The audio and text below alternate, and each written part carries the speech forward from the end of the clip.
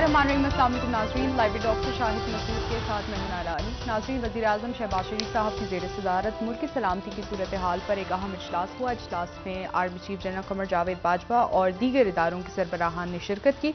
दूसरी जानिब कराची में वकला कन्वेंशन से खिताब करते हुए साबिक़ वज़ीर आज़म इमरान खान साहब ने कहा कि अगर बड़े मुजरिमों को NRO 2 मिल गया तो मुल्क का कोई मुस्तकबिल नहीं होगा। जबकि वज़ीर ख़जाना इसहाक डार साहब भी अमेरिका में IMF के डेप्यूटी मैनेजिंग डायरेक्टर से आज मुलाकात की। उन्होंने इस हवाले से भी बात करेंगे। हमारे साथ स्टूडियो में मौजूद हैं डॉक्टर शाहिद मसूद। अस्सलाम वालेकुम डॉक्टर साहब।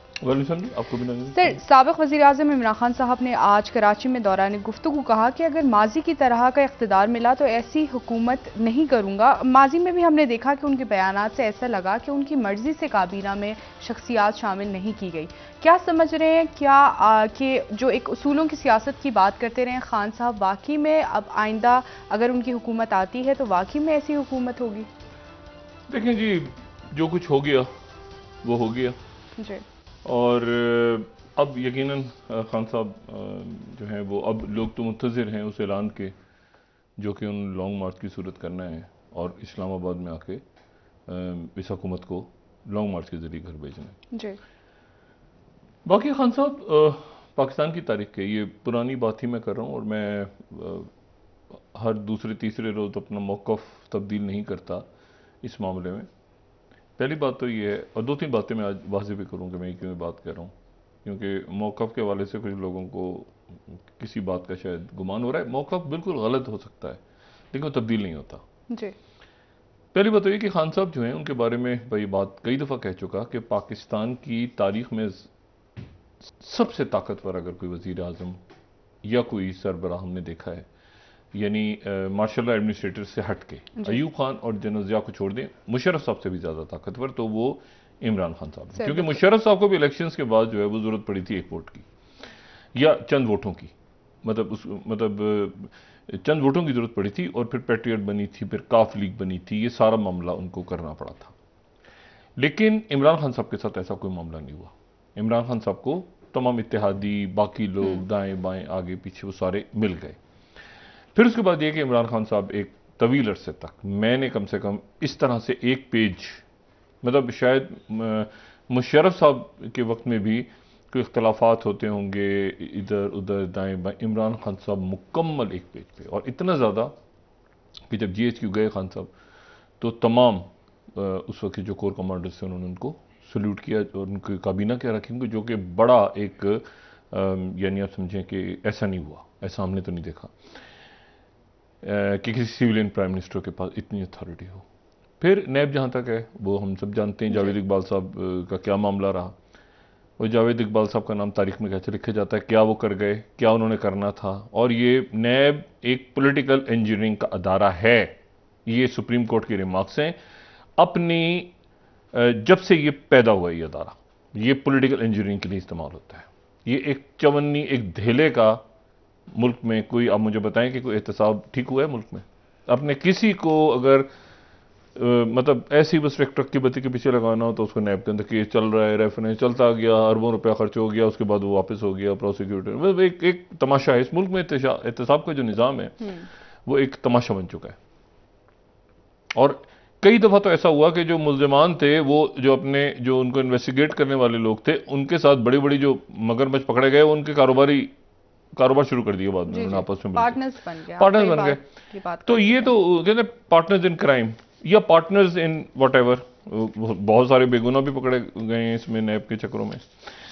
तो ये तो बात खान साहब जो है वो आखिर में जाके इनके कोई इख्तलाफात वगैरह पैदा हुए फॉरेन पॉलिसी के हवाले से। खान साहब का जो है वो शाह महमूद कुरैशी साहब थे और शाह महमूद कुरैशी साहब बहुत दबंग किस्म की उनके ऐलानात थे और ये ऐलानात उन्होंने जैसे एक मुतबादिल OIC की बात या बहुत सारे मामलात उनके, और ट्रम्प दौर के अंदर आप देखें ना, वो बाइडेन इंतजामिया के आने के बाद मामला थोड़े से अमेरिका के साथ भी ख़राब हुए, चाइना के साथ मामलात इशारों का नायों में कि खान साहब खुदा का वास्ता गवादर का दौरा कर लें। मैं इससे ज़्यादा बात नहीं कर सकता था उस वक्त। मैं ये चाइना कभी नहीं कहेगा कि हमारे साथ ताल्लुकात अच्छे थे या बुरे थे, लेकिन बहरहाल एक फीलर था, क्योंकि यहाँ पे चाइना के सफारतकारों से जब भी बात हुई तो वो चाइना की तरफ से वो सफारतकार ज़्यादा बात नहीं करते, लेकिन एक अंदाज़ा इस बात का हुआ कि वो ताल्लुकात जो है वो तहफ़्फ़ुज़ात का इज़हार होता है। यूक्रेन वॉर ना छिड़ती तो उससे पहले रशिया, तो खान साहब की अपना एक वर्ल्ड व्यू होगा, लेकिन वो वर्ल्ड व्यू जो है उसमें वो आज़ाद थे, वो बिल्कुल आज़ाद थे। और किस वक्त इख्तियारात उनके हाथ से गए ये मैं नहीं जानता। बाकी ये अगर इस्टेब्लिशमेंट की तरफ इशारा कर रहे हैं तो इस्टेब्लिशमेंट ने ही तो लोग बहुत से दिए जो अभी भी इनके साथ हैं। और वो लेकिन हुआ ये कि वो दरवाज़ा खुला, वो आ गए गेट नंबर 4 से या जहां से भी 5 से वो आ गए और पलट के जाने की कोशिश करें तो गेट बंद है। वो अब तो गेट बंद हो चुका है, न्यूट्रल हो गया सिस्टम, तो वो गेट बंद है। तो अब वो इधर उधर दाएं बाएं, उनको समझ नहीं आ रहा क्या करें, कोई पीपल्स पार्टी की तरफ, नून की तरफ, इधर दाएं बाएं आगे पीछे, वो अभी जगह नहीं मिल रही, तो खान साहब के साथ चल रहे हैं मजबूरन। जिस दिन उनको जरा से कहीं से और खिड़की, हाँ हाँ तैयार बैठे हैं, मैं क्या यहाँ बात करूं। तो और खान साहब के जो साथ रहने वाले उनके साथी हैं पुराने तहरीक इंसाफ के, अब खान साहब उनको साथ ला रहे हैं, जैसे हामिद खान हो या बाकी और शख्सियात हो।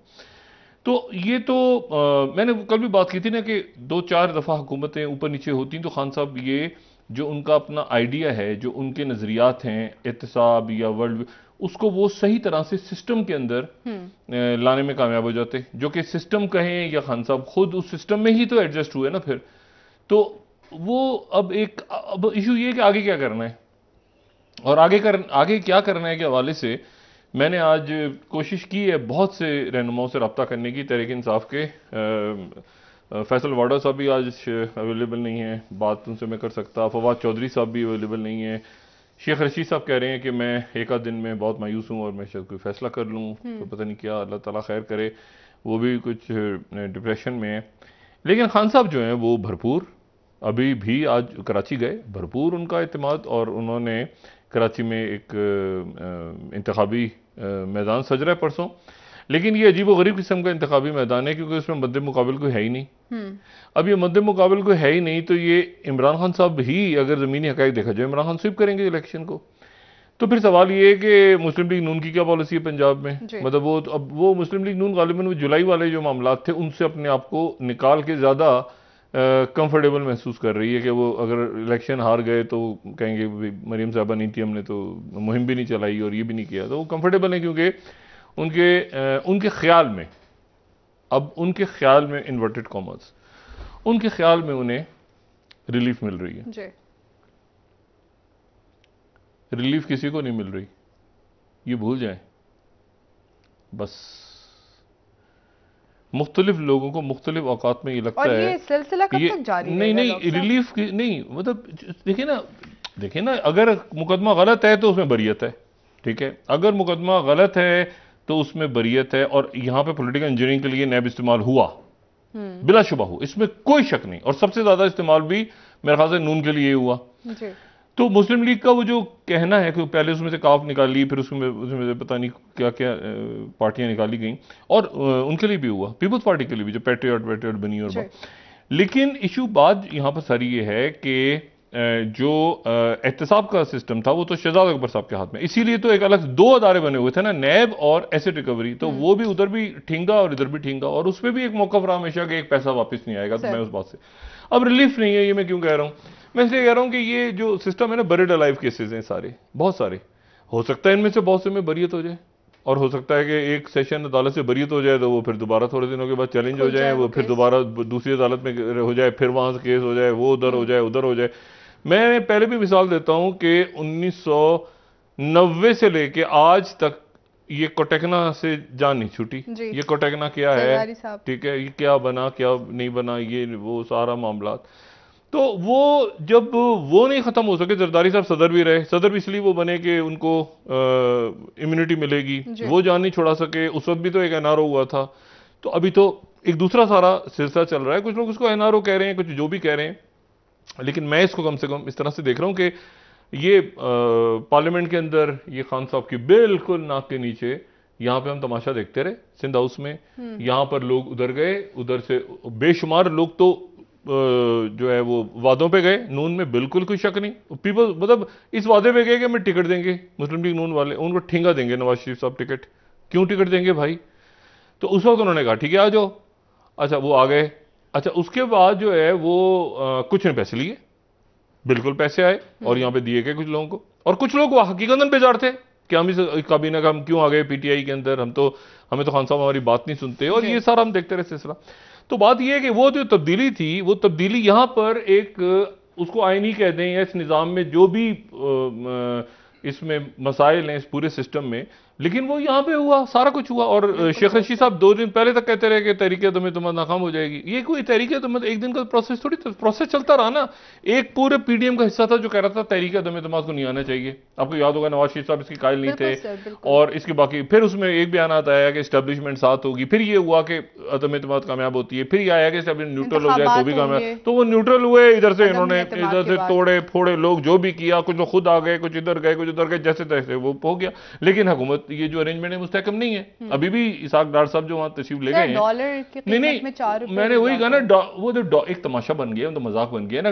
डार साहब के कदम उससे बाहर गए तो डॉलर तगड़ा हो गया, डार साहब वापस आए तो डॉलर गिर गया डर के। मतलब ये तो इस तरह तो ये तो गिमिक्री सी हो गई ना बिल्कुल, और ये मुनासिब भी नहीं लगता मेरे ख्याल से कि डार साहब इस तरह से बात करें, और ये करनी भी नहीं चाहिए उन्हें।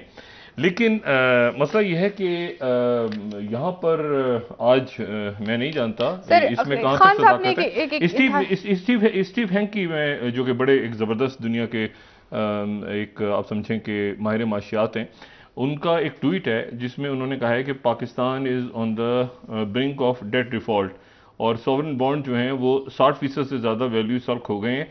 आई am not surprise, PM Sharif government is failing to save the sinking ship. अच्छा, इसी को, ये तो पहले तो उनका ट्वीट आया है सामने, फिर इसी के ऊपर मुकम्मल एक एक्सप्रेस ट्रिब्यून ने इसके ऊपर एक शाम को अपनी वेबसाइट के ऊपर पूरा एक आर्टिकल बहुत तफसील के साथ, जिसमें मिफ्ता इस्माइल से Pakistan on the brink of debt default. तो बात ये सारी कि अब इसमें से कैसे निकालते हैं शहबाज शरीफ साहब, वो क्या करते हैं। देखें, ये मईशत में जो है ना गोरख धंधे एक हद तक चल सकते हैं कि यूं कर दिया, ऐसे आपने वो जो है ना हेड में से कबूतर निकाल लिया, कबूतर को आपने जो है हिरन बना दिया, लेकिन जो मईशत दुनिया की है ना वो इस तरह से नहीं चलते कि आपने बिल्कुल फूंक मारी तो 4 लोगों को फोन किया था तो डॉलर, इस तरह ये मईशत नहीं है दुनिया की। और अगर ये कोई बात कर रहा है ना तो पाकिस्तान में लोग शायद इससे बेवकूफ़ बन रहे हों। ये मुल्क की जब आप दुनिया के लेवल पे डील करते हैं तो दुनिया भर में माशी हालात ख़राब है, कसाद बाजारी है, मसाइल हैं, महंगाई है, एनर्जी क्राइसिस है, मजीद जंगें छिड़ने जा रही हैं। तो इत्मीनान में लोगों को लेके जाना चाहिए। और ये 74-75 जो लोग हैं, ये इनका जो देखें ना, इनको ये क्या कर रहे हैं सारे के सारे जो काबीना में बैठे हैं, तो सवाल इसके कि हर एक उसमें से भी मेरे ख्याल से 1/10% जो है वो इमरान खान के खिलाफ, बाकी तो कोई चीज़ें उनके बयानात वगैरह आ जाते हैं, लेकिन बाकी तो कोई काम नहीं हो रहा।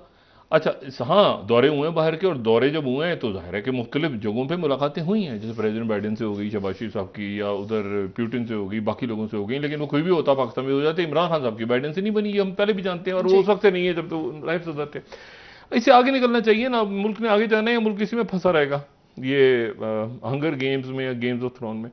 तो ये तो अब ये देखना ये है कि एक तो आज जो इजलास हुआ शहबाज शरीफ साहब के ज़ेर सदारत, जिसमें आर्मी चीफ भी थे, DGISI भी थे, वजीर दिफा भी थे, और जो हैं वो मेरे ख्याल से वजीर दिफा के अलावा उसमें अमूर खारजा के हाँ, मतलब ISI IB और ये हसास अदारों के सरबराहान थे। और उसमें मामला यकीनन सिक्योरिटी के हवाले से डिस्कस हुआ है, क्योंकि सिक्योरिटी ये जो कि ये हमारी बहुत दुनिया में, हम इसको एक मिसाल देते हैं कि दुनिया में ये जो हमारे ऑपरेशंस हुए यहाँ पे ज़रब अज़ब, और उसके बाद ये रद्दुल फसाद जो राजी शरीफ साहब के दौर में हुआ, और उसके बाद जो बाजवा साहब के दौर में हुआ, और उसमें जहनी तौर पे एक ये नहीं कि वो आप जो ग्राउंड के ऊपर आप जनाब गोलियां मारें और ये करें और वो, नहीं, जहनी तौर पे लोग इस बात पे तैयार हो चुके हैं पाकिस्तान में कि अब दहशतगर्दी नहीं, मजहब की आड़ में भी नहीं, कुछ लिसानियत की आड़ में भी नहीं, किसी सुबाइयत की, ये जहनी तौर पे लोग जहनी तौर पे तैयार हो गए, जिसका आपको बहुत बड़े वो मुजाहरे जो सवात में नजर आ रहे हैं कि भाई दहशतगर्दी नहीं। अब वो TTP वो उसी चक्करों में लगे हुए हैं कि जी हम शायद ये गोलियां मारेंगे तो हमसे मुज़ाकरा, वो दौर गुजर गया भाई। आपने तो आज वो ख्वाजा आसिफ ने भी बात वही की है कि वो दौर गुजर गया। एक दौर था ना कि TTP अजाब बना हुआ था, मुज़ाकरात करें, फिर वो मार देते थे, अगवा कर लेते थे, फिर मारते थे, एक फिर एक तो ये जो स्कूल वाला वाकया पेश आया, और जब कराची एयरपोर्ट पे जो, उसके बाद ये रियासत का फैसला, रियासत के फैसले के बाद क्या, नो मोर दहशतगर्दी, यहां पे कोई नो एरिया नहीं होगा, कराची में भी और केपी में भी और मुल्क में कहीं, यहां पर किसी किस्म की दहशतगर्दी। और उसके लिए लोगों का जहन फिर क्लियर हुआ। एक पूरा कौम जो है ना, वो अब उससे, पाकिस्तान में लोग निकल चुके हैं उस फेज से कि यहां पर आप किसी को मजहब के नाम पे या किसी और नारे की बुनियादों पे लोगों की गर्दनें काटें, गोलियां मारे। तो वो टीडीपी शायद अभी उसी जो है वो अहद में रह रही है। उनका ख्याल है कि हम लोगों को मारेंगे तो रियासत जो है वो हमसे हमारे सामने झुक जाएगी। नहीं, वो तो बिल्कुल खत्म। किस्सा पारीना है कि दोबारा पाकिस्तान के इन इलाकों में, चाहे वो इक्कत का वाकयात होते हैं ना, वो तो होंगे, वो तो पूरी दुनिया में हो रहे हैं।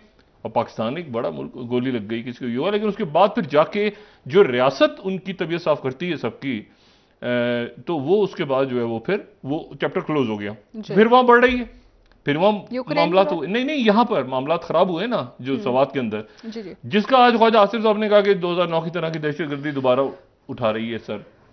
तो इसको देखना वहां पे जाहिर है कि कानून नाफिज करने वाले अदारों का काम है, और सबसे बढ़ के अवाम निकले रोड पे। सबसे बड़ी बात, अवाम निकले होंगे रोड पे, यानी कानून नाफिज करने वाले अदारे भी थोड़ा सा पीछे लगे, अवाम निकले हुए हैं कि हम यहां दहशतगर्दी नहीं होने देंगे। जमात इस्लामी भी है, बाकी एएनपी भी है, सब है। अच्छा, अब वहां पर जो है वो, एक तो ये बात हो गई। दूसरी जो बात है वो, जो कि बहुत एक मेरा ख्याल से खुश आइंद बात है, और ये दुनिया में मैं इसलिए कहता हूं कि दुनिया में शायद पाकिस्तान ने सबसे ज्यादा कुर्बानियां, तो शहदा हैं हमारे जो भी सिविलियंस, फौजी, पुलिस वाले, ब्यूरोक्रेट, जो आम लोग, बच्चे बच्चियां, लेकिन उससे बढ़ के ये कि आपने अपने इलाके आपके हाथ से निकल चुके थे।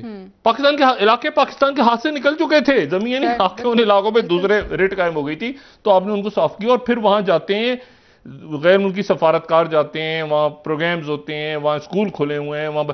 तो बीच में अब हम कोई इजाजत नहीं दे सकता कि ये भाई फलां इलाका उसका हो गया, फलां इलाके में जो है वो आगे नहीं जाओ भाई, वहां पर वो बैठे हुए हैं और वो सर काट देंगे। तो वो इस तरह का खेल यहाँ पे पाकिस्तान में शुरू हो ही नहीं सकता, मेरे रियासत के फैसले हैं। अब इसमें इशू ये आ गए कि इमरान खान साहब जो है उनका आने, अब सबको इंतजार है, और उनका इंतजार है सबको कि वो आए और अपना वो तारीख वारीख का ऐलान करें। सर, उन्होंने आज कहा है कि वक्त दूर नहीं है, अब ज्यादा वक्त नहीं है। नहीं, उनको देखिए, बात यह है ना कि वो उनको ऐलान कर, ये इख्तियारात के हवाले से तो मैं अपने पॉइंट वाज़ेह कर दूं, रिलीफ के हवाले से जहां पर वो मुकदमा में, एवन फील्ड पे मेरा तो दिन क्लियर नहीं है भाई। एवन फील्ड पे मतलब किसी का तो है ना, एवन फील्ड किसका है, पैसा कहां है? हाँ, तो मतलब ये कि कुछ बातें ऐसी हैं जो हकीकत है। हाँ, नहीं मतलब एक अदालत का फैसला में एहतराम करते हैं, लेकिन एवन फील्ड जो है वो पैसा किधर से आया है, मतलब ये अभी तक इसकी क्लैरिटी नहीं है, मतलब कहां से आया पैसा, क्या हुआ। ठीक है, हाँ, वो एहसन इकबाल वाले जो सबका जो केस है उसमें जहन सोचता है, या राना सनाउल्लाह के इतने से बक्से में से कैसे इतनी बड़ी, पता नहीं इतना सा बैग है, पता 50 किलो या कितने किलो हेरोइन बरामद हो गई, तो वो आदमी कहता है यार क्या फजूल केस है। लेकिन ये एवन फील्ड कैसे बन गए, ये कोई कहीं से ऊपर से कोई किसी और सैयारे से उतर के वहां पे एक ढांचा बन गया वो, ठीक है ना। और बेशुमार और दुनिया भर में जो इमारात हैं हमारी बड़ी बड़ी शख्सियात की, तो वो ऐसे तो नहीं हो गया, बैंक अकाउंट भरे हुए बाहर के उनके गैर मुल्की करेंसी से। तो ये उसका है, अगर साबित ये नहीं हो सका तो उधर भी साबित नहीं हो सका कि वो पैसा कहां से आया, मतलब दोनों तरफ कहीं दरमियान में फंसा हुआ है वो केस। सर, इसमें क्या नाअहली हमारे इन्वेस्टिगेशन इदारों की नहीं है कि वो साबित ही नहीं कर पा रहे हैं? जितने इन्वेस्टिगेशन के अदारे हैं उतने करप्शन के रास्ते खुले हुए हैं, और इतना पैसा लग रहा है सर। अब छोड़ दे, प्रॉपर पुलिस चाहिए आपको, वो खत्म, और एफआईए बस। ज्यादा ये उलट एसिड रिकवरी यूनिट तो अपने माल बना के निकल गया, तो उसने पैसे, वो नैब के प्रोसिक्यूटर साहब का तो फलाना दिमाग ना, ये किस्सा इसको छोड़ें आप। मैं से भी कह रहा हूं कि प्रॉपर इन्वेस्टिगेशन की टीम हो, एफआईए उसके लिए काफी होती है, पुलिस हाथ हो, वो खत्म। और उसके बाद आप अथॉरिटी दें, या कोई अब ये एहतसाब के अदारे वदारे से लोग भी बाजार, एंटी करप्शन भी है, सूबों के अंदर है, यानी एक सूबों के अंदर भी है माशाल्लाह, यानी सिंध में भी कोई एंटी करप्शन है, तसव्वुर करें, सुभान अल्लाह। मतलब वो पिछले 2008 से लेके अब तक, मतलब क्या बंदा इस पर क्या तबसरा करेगा भाई। मसला ये है कि इसको, ये सिस्टम कोलैप्स हो रहा है, गिर रहा है, नहीं चल पा रहा, और आगे जाके क्या शक्ल सूरत इख्तियार करेगा।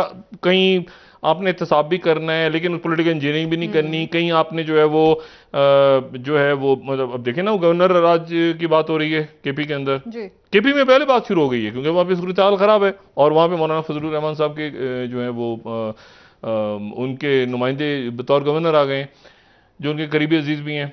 तो वो कह रहे हैं कि हालात खराब हैं केपी के, और केपी के हालात खराब होते हैं तो हम वहां पे कोई नाराज लगा देंगे इमरान खान साहब के। पंजाब में भी ये बात की खबरें चल रही पंजाब से पहले शायद केपी के अंदर बात हो रही है कि इमरान खान साहब का जहन पंजाब की तरफ तो था, केपी की तरफ उनका जहन नहीं गया था कि केपी में अचानक जो है ये बहुत ज्यादा वो डिपेंड कर रहे थे केपी पे और महमूद खान साहब पे। तो ये अभी क्लैरिटी आ जाएगी, क्योंकि असल जो बात है ना वो है कि अदम इस्तेकाम मेरा नहीं ख्याल कि हम बर्दाश्त कर सकते हैं मजीद। ये डायलॉग की तरफ मामला अगर इमरान खान साहब, और ये देखिए इमरान खान साहब इलेक्शन अगर जीत जाते हैं तो मेरा ख्याल है कि फिर उनको ये बात तो तय है ना कि सबसे ज्यादा मुझे तो कभी कभी 2/3 से भी ज्यादा इलेक्शन हो जाए तो इमरान खान साहब स्वीप करेंगे, इसमें तो कोई दो राय है ही नहीं। और प्रेशर भी ज्यादा, सवाल ये है कि उन्होंने इलेक्शन पे कैसे लेके जाना है मामला को, जो मैं बार बार इसको जुमले को दोहराते हुए पीछे इलेक्शन पे कैसे लेके जाना है। मतलब क्या वो यहाँ पर बहुत सारे लोग ले आएंगे इस्लामाबाद में, उनके जहन में ये है, कुछ लोग कह रहे हैं कि नहीं, उनके करीब के लोग हैं वो कह रहे हैं कि इसके नतीजे में कोई फायदा नहीं होगा और इसके नतीजे में हुकूमत कैसे गिरेगी। उनका ख्याल ये है कि जो है वो फाइट और टॉक में लड़ूं भी और साथ में जो है वो मुज़ाकरात भी करूं, लेकिन उसके नतीजे में वो जब लड़ रहे हैं तो उसके नतीजे में गैर जिम्मेदाराना बयानात आ रहे हैं। अब आजम स्वाति साहब का जो ट्वीट है उसके हवाले से हमारी गुजारिश ही हो सकती है सिर्फ उनके मतलब एक कि उनका जो ट्वीट है वो यकीनन एक बहुत गैर जिम्मेदाराना ट्वीट था, लेकिन उसके बहरहाल देखा जाए वो उनको स्टैंड्स पड़े हुए हैं और आजम स्वाति साहब के साथ कोई ज्यादती भी नहीं होनी चाहिए। और वो जो बात कर रहे हैं, एक तो मसला ये है कि जो आदमी उठाया जाता है उसके बारे में वो तो जो कहता है तो कहता है, खान साहब हर जलसे में खड़े हो गए वो ये बात जो है ना मतलब इसको उल्टा करके सीधा करके बेलिबास करके ये करके वो करके। अब मुसीबत ये है कि कल को जेल भरो तहरीक शुरू होगी तो भाई उसमें लोग जाएंगे सोचेंगे पहले कि यार बाद में हमारे ये ना शुरू हो जाएगा इसको उलट के पुलट के बेलिबास करके तशद्दुद करना या जाति करना काफी होता है। वो जरा खान साहब जो लफ्ज़ इस्तेमाल करते हैं ना उसके लिए वो मतलब लोग अब जेल भरो तहरीक नहीं, वो जेल भरो तहरीक भी तो है ना। तो वो उस ये जो खान साहब से गुजारिश, मैंने प्राइवेटली भी मैसेज भेजा है उनको और मेरी गुजारिश है कि इतने सारे लोगों ने जब जेल में आगे जाने वाले दिनों में जानना है, देखने शामिल कुरैशी साहब फर्ज करें नजरबंद हो जाए, गिरफ्तार हो जाए तो क्या बात होगी, उल्टा करके सीधा करके ये करो, कहेंगे भाई वो मैं इलाके का बड़ा उनके नाम है। तो मतलब खान साहब ने ऐसा बना दिया कि जो जाता है उसको एक लफ्ज़ इस्तेमाल करते हैं खान साहब जो बड़ा नाम बना। ब्रेक का वक्त हो गया डॉक्टर साहब, वापस आके बात करेंगे। जेल में गए, ज्यादती हुई है, इतना करके अब निकल जाए, तशद्दुद हुआ है कह दें। ठीक है सर, ठीक है नाज़रीन, एक ब्रेक हमारे साथ रहिएगा।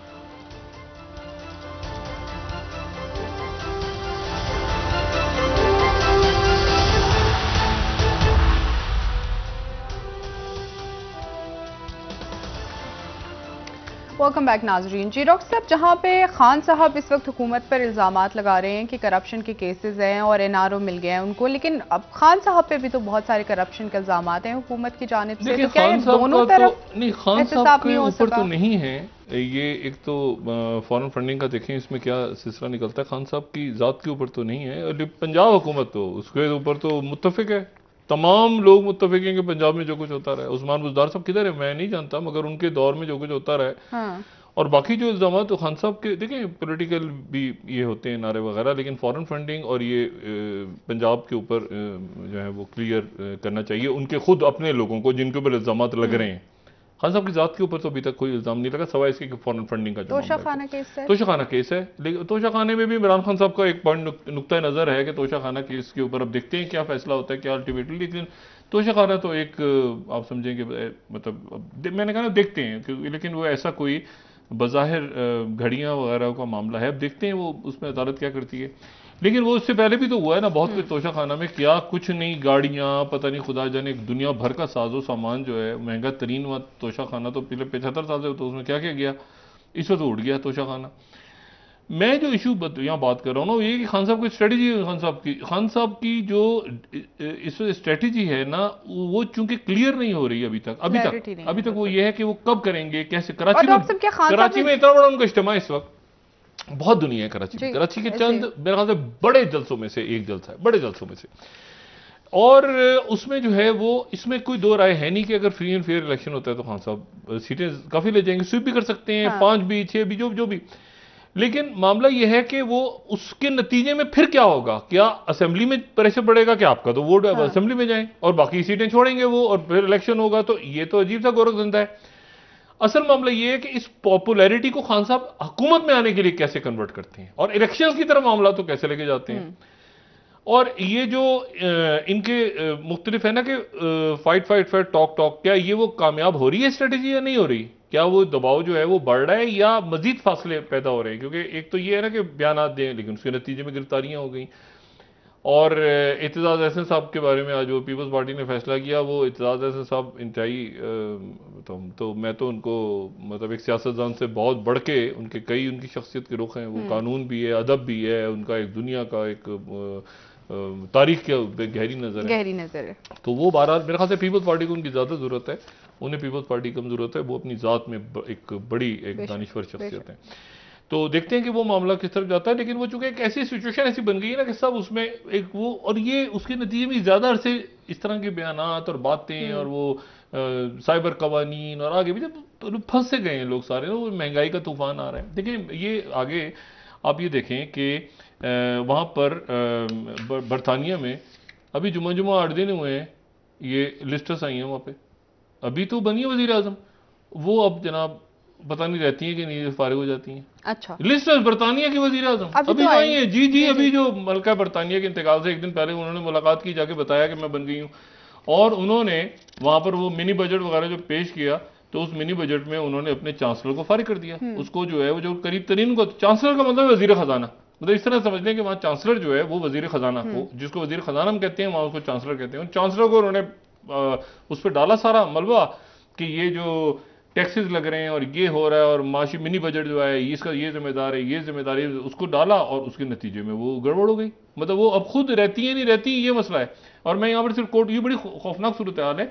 और CNN क्या कह रहा है कि ट्रस्ट इज थ्रोन ये वॉटिंग अंडर द बस, यानी अपने साथी को, जो कि उनका पुराना साथी, उसने खत लिखा, वो कह रहा है, CNN कह रहा है कि बस के नीचे फेंक दिया, it may not save her own job, trust की अपनी नौकरी खतरे में, बरतानिया की वजीर आजम फारिग, ठीक है ना। उन्होंने अपने उसको फेंका, जो कि उनका चांसलर या वजीर खजाना को फेंक के उन्होंने वो जेरमी को बना दिया, जो पहले खारजा अमूर देखते रहे हैं। लेकिन इशू ये कि उसके नतीजे में वो अच्छा। और यहां पर आप ये देखें कि गार्डियन क्या लिख रहे हैं, सो फेयरवेल वासी, योर कैरियर डाइड, सो लिस्ट्रस might live for at least 15 more minutes. ये जो छठी हमारी हेडिंग है, 15 मिनट तक लिस्ट्रस शायद और है, यानी थोड़ी देर के लिए मुहावरतन लिखा है इन्होंने कि वो जो है हंट इज इन, हंट आ गए हैं, उनको ले आई, उसको ले आई। फिर छोटी सी प्रेस कॉन्फ्रेंस उन्होंने की, उसमें 4 सवाल लिए, वो गायब हो गई। उन्होंने कहा टैक्स जो कॉर्पोरेशन पर टैक्स, दुनिया भर में एक मईशत का तूफान आया हुआ है सर,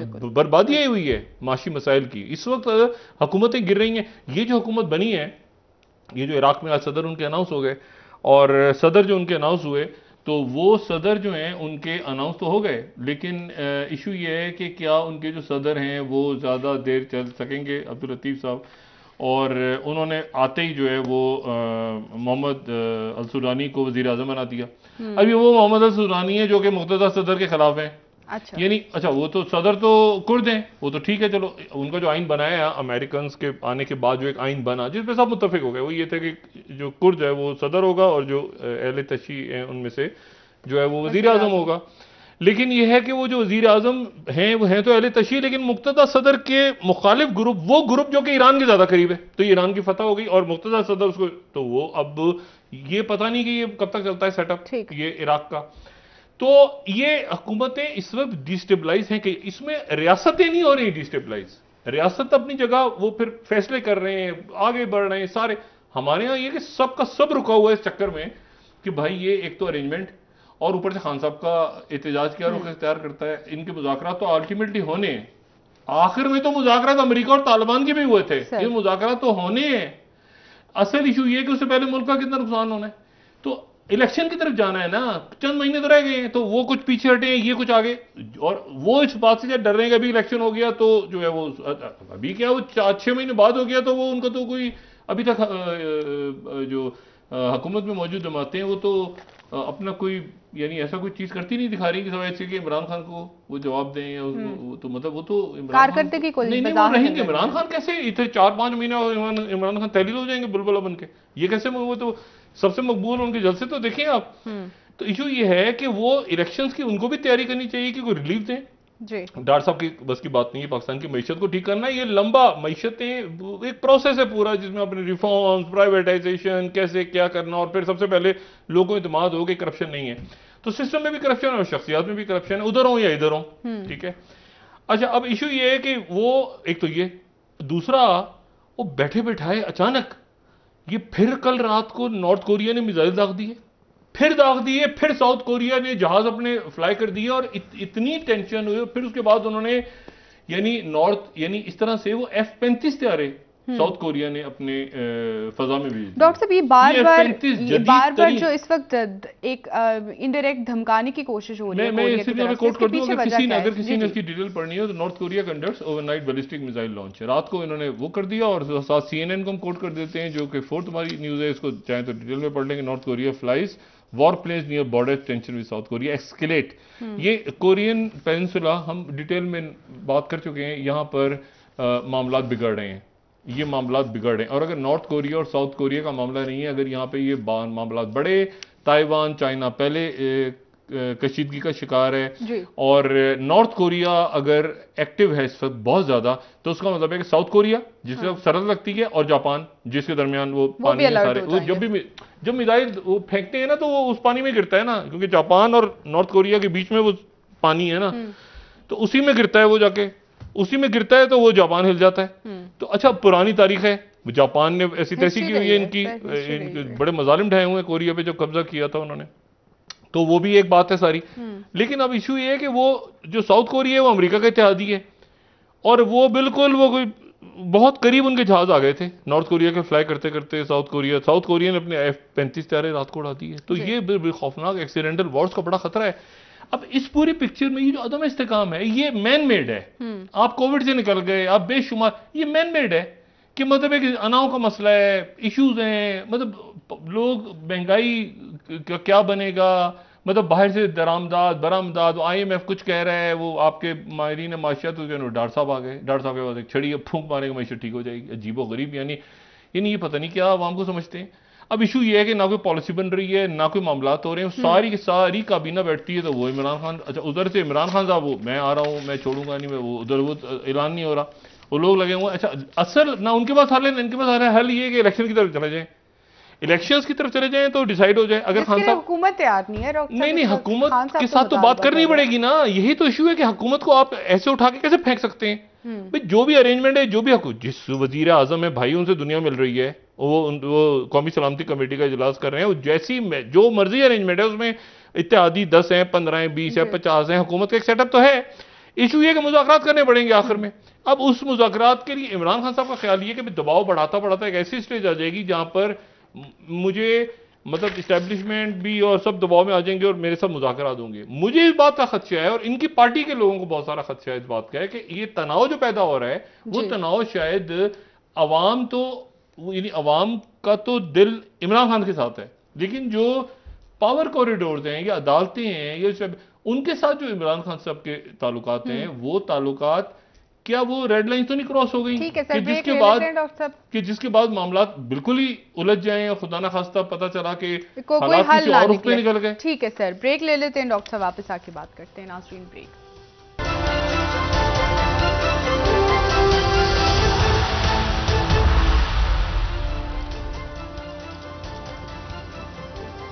वेलकम बैक नाज़रीन। जी डॉक्टर साहब, जहां पर वज़ीर ख़जाना इसहाक डार साहब इस वक्त IMF से मुज़ाकरात कर रहे हैं और उम्मीद ये थी कि जिसके बाद मुआशी तौर पर बेहतरी आएगी, इस वक्त डॉलर मजीद महंगा हो चुका है, 4 रुपये आज महंगा हुआ है। कोई ना कोई मेरे ख्याल से वहाँ पे मामला जो है वो IMF के साथ हमारी तो दुआ है कि बन जाए, तो उसके नतीजे में कोई महंगाई में कमी आ जाए, कोई एक आध अच्छा ऐलान हो जाए, लेकिन वो नहीं आ रहा सामने मामला। और वो ज़ाहिर है कि एक आलमी सतह पर भी है, लेकिन कुछ ना कुछ तो फिर उसके बाद हटाया क्यों था मिफ्ता इस्माइल साहब को? अगर इसहाक डार साहब की पॉलिसी कोई बेहतरी होनी चाहिए ना, वापसी पे उनका कोई ऐलान होना चाहिए, कोई ना कोई किसी ना किसी को रिलीफ, कोई ना कोई तो ये ऊपर की बातें हैं ना, इतना कर्जा मिल गया तो ये हो गया, इसको छोड़ दें। आवाम की बात, नीचे क्या महंगाई कम हो गई है, मतलब वो पता नहीं कितने घंटे बिजली बंद रही है मुल्क के कई इलाकों में, आज भी सर इलाके में आज ही दिन भर वो पता नहीं क्या खुद, तो मतलब कोई जवाब देने वाले ही नहीं है हुकूमत की तरफ से, कोई बात करे आके। वो शुरू भी इमरान खान तो खत्म भी इमरान खान पे बात होती है, तो वो तो अजीब सा सारा मामला चल रहा है। देखिए आज का दिन जो है ना, ये मैं सिर्फ आपको ये बताऊं कि आज का जो दिन है इसलिए एक अहम दिन है कि आज के दिन 1962 में, यानी 1962 में आज के दिन 14 अक्टूबर को वहाँ पर जो है वो जो उनके जनरल हैसर थे, मेजर हैसर, जनरल मेजर हैसर जो थे, रिचर्ड हैसर, उन्होंने वो फोटोग्राफ्स ली थी, जिन फोटोग्राफ से पता चला था कि वो अमेरिका के आसपास जो है खुरुशोव के दौर में जो ये मिसाइल सोवियत यूनियन के आगे जो क्यूबन क्राइसिस, उस वक्त सिर्फ 17 साल हुए थे इसको खत्म हुए, दूसरी जंग अजीम को खत्म हुए 17 साल हुए थे, फिर जनाब दुनिया खड़ी हो गई थी जंग के दाने पे। तो अब तो 77 साल हो गए और फिर वही हालात हैं कि जी बिल्कुल वो न्यूक्लियर दोबारा मामला खड़ा हुआ है कि जी वो पुतिन क्या करेंगे और इधर से यहाँ पे क्या मामला होंगे। तो ये वेस्ट की क्या पॉलिसी होगी जो कि कुछ समझ नहीं आ रही। और वेस्ट का लफ्ज भी एक्चुअली बड़ा एक वेग सा वर्ड है, लेकिन बहरहाल इस्तेमाल होता है पूरी दुनिया में, वेस्टर्न वैल्यूज और वेस्ट, और वो तो हम भी इस्तेमाल करते हैं। लेकिन इशू ये है कि जो वेस्ट में रहने वाले लोग हैं उनके लिए तो वेस्ट नहीं है ना, वो तो खुद, वो तो उनके लिए तो वो खुद बैठे हैं ना वहाँ, तो वो तो वेस्ट पता नहीं, बहरहाल ये अजीब सा एक लफ्ज है, मगरब या जो भी बहरहाल इसको कहें। अच्छा, मैं सिर्फ ये कह रहा हूँ कि वो इसको तो वहीं के वहीं मामला खड़ा है। अच्छा, फिर एक और नया एक अजीब सी बात एक और हुई है जो पहले दिन से पहले, ये क्वाड और ये ऑकसस और ये समझ से बाहर है। इंडिया से जयशंकर जो हैं वो एक तवील दौरा कर रहे हैं न्यूजीलैंड और ऑस्ट्रेलिया का। अच्छा, ठीक है, उन्होंने किया दौरा, और दौरा का जो है वो कुछ बात नहीं बनी, दोनों मुल्कों में बात नहीं बनी। मकसद क्या है डॉक्टर? मकसद एक तो न्यूजीलैंड वो गए गालिबन, उसमें वो कॉम्प्रिहेंसिव ट्रेड एग्रीमेंट वगैरह साइन, वो बात नहीं बनी, वो जो स्टूडेंट्स। और ये बड़ी अजीब सी बात है कि ऑस्ट्रेलिया के साथ भी यूक्रेन के मामले पे उनके इख्तलाफात हैं। वो क्वाड के मेंबर हैं दोनों मुल्क, यानी ऑस्ट्रेलिया और इंडिया, लेकिन यूक्रेन पे इंडिया ने मजम्मत नहीं की अभी तक, रशिया की। वो प्रॉपर ऑस्ट्रेलिया, प्रॉपर अमेरिका का इत्तेहादी है, बहुत स्ट्रॉन्ग। तो इसलिए वो जो गड़बड़ है ना बीच में, ये आगे जाके ये कहीं चौराहे पे इनके ताल्लुकात फूटेंगे, क्वाड वार्ड में कुछ है नहीं, ठीक है। डिप्लोमेट को देख लें, डिप्लोमेट की स्टोरी, इसको फॉलो कर लें, 9th जो है हमारी स्लाइड, इसको डिटेल में पढ़ना चाहिए। New Zealand relationship India is in trouble, ठीक है ना। वहाँ पर वो सिर्फ इतनी छोटी सी प्रेस कॉन्फ्रेंस हुई है, मेरे ख्याल से 1 घंटे की मुलाकात भी हुई है जयशंकर की, ज़्यादा लंबी चौड़ी बात भी नहीं हुई, और रिलेशनशिप जो है स्टैग हो गई है। और ये 5 सालों से है, ये आज की बात भी नहीं। और इसी तरह से जो साउथ चाइना मॉर्निंग पोस्ट है वो कह रहा है कि India Australia agree to disagree on Ukraine war but Quad united in desire to counter China, ये एनालिस्ट कह रहे हैं। चलो जी, अल्लाह खैर। चलो भाई, इशू ही अमेरिका का है कि आपने खड़े होना है क्वाड पे, इधर जाना है उधर जाना है, क्या करना है। वो तो ओपेक का क्राइसिस, सऊदी अरेबिया को वो आगे जा रहे हैं, पीछे जा रहे हैं, और इस दरमियान ये मिडल ईस्ट हाथ से निकल गए। अब तो यूरोप के अंदर भी है, वो यूरोप कैसे निकालता, और उधर से तैयब उर्दगन जो है उन्होंने शुक्रिया अदा किया है प्रेसिडेंट पुतिन का कि आपने एनर्जी हब यहाँ बना दी है। इशू ये है सारा, या बनाने जा रहे हैं। तो इशू ये सेंट्रल एशिया के मुल्कों में जो सीका की कॉन्फ्रेंस थी, इसमें प्रेसिडेंट पुतिन अपना दोबारा तकरीर करके सारे लोग यहाँ मिल मिला के वापस गए, और वापस जाने के बाद वो ईरान को एक आ गया कि जी प्रो ईरान जो इत्तेहाद था वो आ गया इराक में, लेकिन उसको फिर मुख्तसर, ये मैंने आपसे कहा ना कि ये पूरा का पूरा जो खित्ता दुनिया इस वक्त अदम है, वो है बहरान, जो माशी बहरान है, जैसे बरतानिया में आए हुए हैं, या यूरोप में एनर्जी क्राइसिस है। ये जो इशू है ये मैन मेड है।